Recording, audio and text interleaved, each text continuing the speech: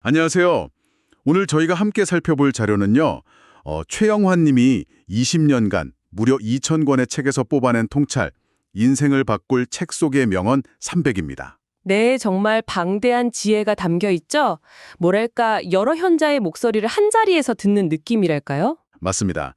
그래서 오늘 이 속에서 당신의 삶에 바로 적용해 볼 만한 그런 핵심들을 좀 찾아보려고 합니다. 좋습니다. 특히 오늘은 그 실행력, 그리고 마음 관리, 또 진짜 나답게 사는 법, 여기에 좀 초점을 맞춰서 이야기 나눠볼게요. 당신께 실질적인 도움이 될 만한 것들로요. 기대되는데요. 그럼 바로 그 실행력 이야기부터 시작해 볼까요? 파울로 코엘료가 그랬다죠. 우리가 저지르는 큰 실수가 두 가지 있는데 바로 시작조차 안 하는 것과 끝까지 하지 못하는 것이라고요. 어떠세요? 좀 뜨끔하시나요? 아, 정말 많은 분들이 공감하실 거예요. 실제로 어떤 일이든 끝까지 해내는 사람은 1%도 안 된다, 뭐 이런 말도 있거든요. 1%요? 생각보다 훨씬 적네요. 그렇죠. 김희울 작가의 책에도 나오는 이야기인데 결국 성공하려면 한 가지 계획에 온 힘을 쏟는 것. 그러니까 끈기가 중요하다는 거죠. 리제이 콜란이라는 분도 이걸 강조했고요. 네, 시작하고 또 그걸 계속 이어가는 힘.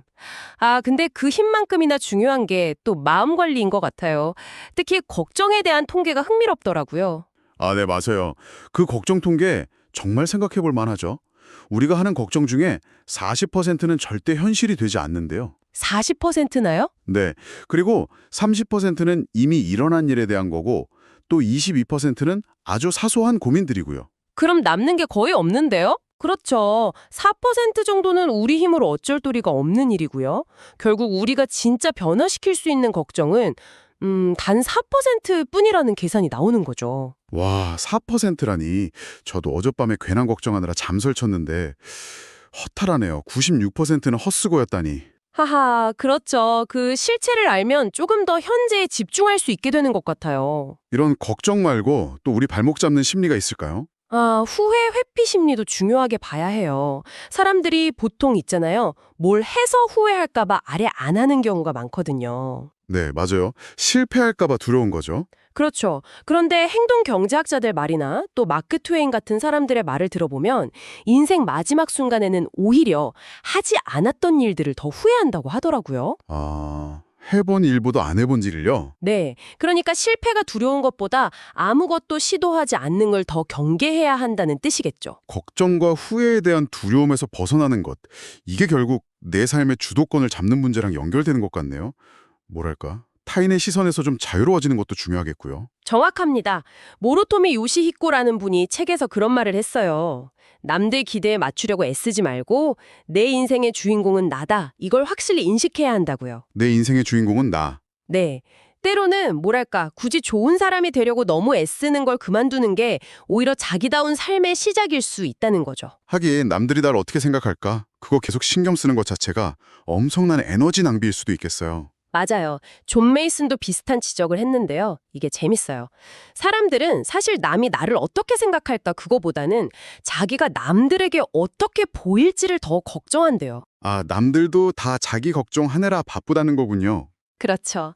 그러니까 생각보다 남들은 당신에게 그렇게까지 깊은 관심이 없을 수 있다는 거예요.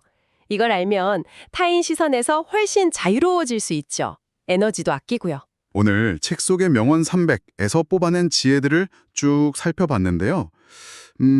요약하자면 너무 망설이지 말고 일단 시작하고 시작했으면 좀 끈기 있게 밀어붙이고 그러면서 불필요한 걱정이나 남들 시선에 너무 얽매이지 말고 그냥 내 삶에 집중해라. 뭐 이런 메시지 같네요. 네, 맞습니다. 결국 나답게 살기 위한 아주 실천적인 조언들이죠. 아, 그리고 마지막으로 이 책에서 소개하는 흥미로운 연구 결과가 하나 더 있어요. 어떤 건가요? 어떤 분야든 세계적인 수준의 전문가가 되려면 1만 시간의 연습이 필요하다는 건데요. 다니엘 레비틴이라는 신경과학자가 연구한 결과죠. 1만 시간이요? 와, 정말 어마어마한 시간이네요. 네, 그렇죠. 근데 여기서 그냥 시간만 채운다고 되는 건 아니겠죠. 아, 물론이겠죠. 뭔가 다른 게 있겠죠? 바로 그 지점인데요. 그래서 마지막으로 당신께 이런 질문을 한번 던져보고 싶습니다. 당신에게 숙련이란 무엇인가요? 단순히 그 1만 시간을 채우는 걸까요? 아니면 그 과정에서 얻는 어떤 질적인 변화 혹은 깊이를 의미하는 걸까요?